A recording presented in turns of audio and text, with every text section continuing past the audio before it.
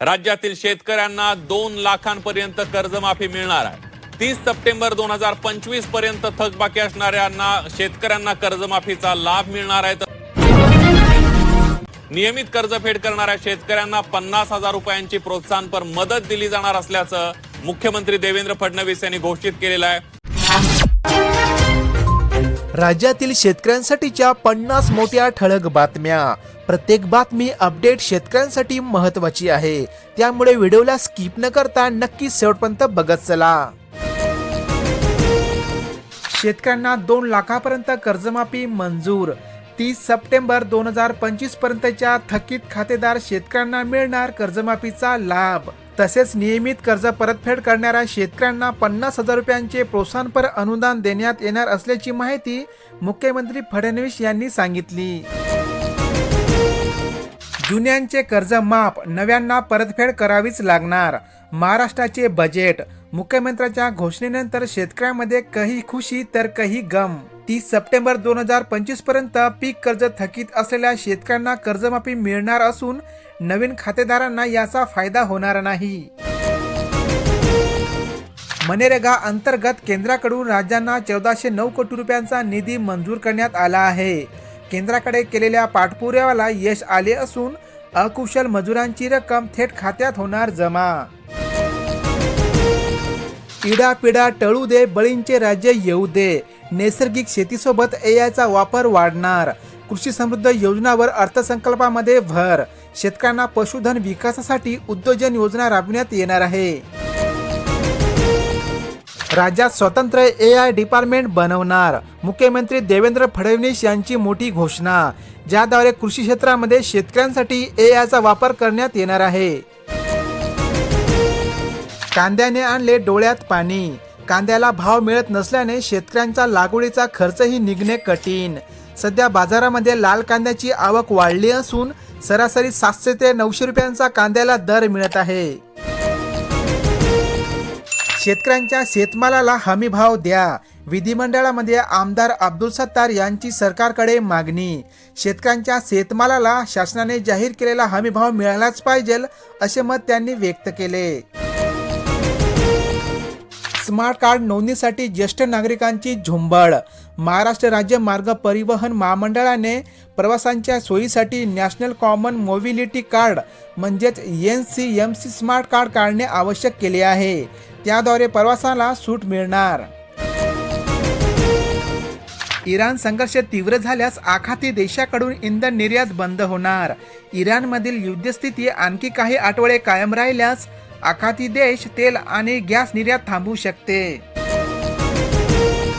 मोफत वीज योजनेस 20,000 कोटी रुपये मंजूर। 2047 पर्यंत 75% स्वच्छ ऊर्जा निर्मितीचे उद्दिष्ट आहे। त्यानुसार राज्यातील ऊर्जा क्षेत्रामध्ये सौर, पवन आणि हरित हायड्रोजन प्रकल्पांना मान्यता देण्यात आली आहे। इराण हल्ल्याची पूर्वसूचना न दिल्याने आखाती देशाचा अमेरिकेवर आहे रोष। युद्धाच्या पार्श्वभूमीवर मित्र देशांमध्ये असंतोष। या युद्धामुळे भारतीय रुपया संकटात आला असून रुपया डॉलरच्या तुलनेमध्ये कमी झाला। द्राक्षांचे 1800 तर केळींचे 1200 कंटेनर आखातीतून माघारी। इराण युद्ध लांबल्यास 7,000 कोटींचा महसूल येणार धोक्यात। द्राक्ष निर्यातीचे 4,000 कोटी जाणार। आंबा काजू पिकांच्या नुकसानी संदर्भात बैठका घेऊन मार्ग काढणार। गोंगावले। आता मागील काही दिवसांमध्ये झालेल्या अवकाळी पावसामुळे आंबा मोहोर झडला असून याचा फटका शेतकऱ्यांना बसणार आहे।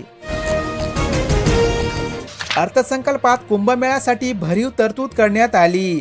नाशिक येथील आगामी सिंहस्थ कुंभमेळा विकास कामासाठी भरपूर निधीची तरतूद करण्यात आली आहे। खाद्यतेलाच्या किमतीमध्ये झाली मोठी वाढ। किचन गृहिणींचे बजेट बिघडले। युद्धामुळे 5 दिवसापासून जागतिक बाजारपेठ अस्थिर असून खाद्यतेलाच्या दरामध्ये मोठी वाढ झाली आहे। खतांचे अनुदान थेट शेतकऱ्यांच्या खात्यात होणार जमा। पैसे कंपन्यांना मिळणार नाही। केंद्रीय कृषी मंत्री शिवराजसिंह चौहान यांची माहिती। रासायनिक खतांचे अनुदान कंपन्यांऐवजी थेट शेतकऱ्यांच्या खात्यामध्ये डीबीटीद्वारे जमा करण्यात येणार आहे। कर्जमाफीने दिलासा, पण सरसकट नसल्याने शेतकऱ्यांमध्ये निराशा। दिलेली कर्जमाफी नसून ती एक फसवणूक आहे. शेतकऱ्यांचा सातबारा सरसकट कोरा करावा अशी मागणी शेतकऱ्यांनी केली. जिल्ह्यात उन्हाचा पारा चढल्यामुळे लिंबाचाही भाव चांगलाच तापला आहे. उन्हाळ्याची चाहूल लागताच अनेक जिल्ह्यातील आठवडी बाजारामध्ये 5 रुपयाला केवळ एकच लिंबू. 50% वाढली आहे लिंबाची मागणी. गारपीट होऊन 2 वर्षे झाले, आता तरी अनुदान द्या. टेंभुर्णी परिसरात मागील वर्षी झालेल्या गारपिटामुळे शेतीपिकांचे मोठे नुकसान झाले असून शेतकऱ्यांना भरपाई अजूनपर्यंत मिळाली नाही. शेतमजुरांनाही अपघात विमा योजनेचा मिळणार लाभ. शेती करताना अपघात झाल्यास शेतकऱ्यांना गोपीनाथ मुंडे अपघात विमा योजनेचा लाभ देण्यात येते. अशाच प्रकारचा लाभ आता शेतमजुरांनाही मिळणार आहे. अनेक जिल्ह्यात सोयाबीनच्या दरात थोडीफार घसरण झाली आहे. राज्यातील विविध बाजार समितीमधील असणारे सोयाबीनचे आजचे दर तुम्ही या ठिकाणी बघू शकता. राज्यातील अनेक जिल्ह्यांमध्ये कापसाच्या दरात थोडीफार घसरण झाली आहे.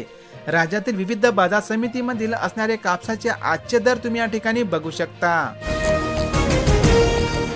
आधार प्रमाणीकरण नसल्यामुळे विद्यार्थी सवलतींना मुकणार. विद्यार्थ्यांना देण्यात येणारी शिष्यवृत्ती फी माफी योजना आधार प्रमाणीकरण नसल्याने धोक्यात आली. शासनाकडून पर्यायी उपाययोजना करण्याची अपेक्षा. आंतरजातीय विवाहांचे स्वप्न अनुदानाच्या प्रक्रियेमध्ये अडकले. आंतरजातीय विवाह प्रोत्साहन देण्यासाठी शासनामार्फत देण्यात येणारे अनुदान रोखले असून नागपूर जिल्ह्यातील 120 जोडप्यांना 60 लाख रुपयांची आहे प्रतीक्षा. पालेभाज्यांचे दर वाढल्याने गृहिणींचे बजेट कोलमडले. उन्हाचा पारा 37 अंशावर गेला असून उन्हाळ्यामध्ये हिरव्या पालेभाज्यांचे उत्पादन कमी होत असल्याने नेहमी भावामध्ये वाढ होत असते. 4 लाख शेतकरी कर्जमाफीच्या निकषात. यवतमाळ जिल्ह्यातील 3700 कोटींचा मिळणार लाभ, तर नियमित कर्ज परतफेड करणारे 1.25 लाख शेतकरी आहेत.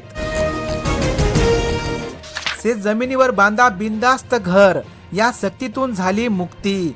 स्वतंत्र परवानगी लागणार नाही. बांधकाम प्रक्रियेला मिळणार दिलासा. शेतीच्या जागेवर आता लाभार्थी घर बांधू शकतात. निसर्गाचा मार, भावात हार, मका उत्पादकांना फटका. शासनाने मका पिकाला 2400 रुपयांचा हमीभाव जाहीर केला आहे. मात्र बाजारामध्ये हमीभावापेक्षा 800 रुपयांनी कमी दराने मकाची विक्री होत आहे. थकबाकीदार शेतकऱ्यांची माहिती तयार होणार कधी? शेतकऱ्यांना 30 जूनच्या आधी सरसकट कर्जमाफी देण्याचे सरकारने आश्वासन दिले असून त्यानुसार बँकामार्फत शेतकऱ्यांकडून माहिती संकलन करणे सुरू आहे. गर्भाशयाच्या मुखाचा कर्करोग रोखणार. सरकार मोफत मुलींना लस देणार. केंद्र सरकारची मोहीम. देशातील 14 वर्षावरील मुलींना गर्भाशयातील कॅन्सर रोखण्यासाठी HPV लस देण्यात येणार आहे. अशाच प्रकारच्या महत्त्वपूर्ण बातम्यांसाठी आपल्या या चॅनलला लगेच सबस्क्राईब करून बेल आयकॉनला ऑल वरती सेट करा. व्हिडिओ शेवटपर्यंत पाहिल्याबद्दल धन्यवाद.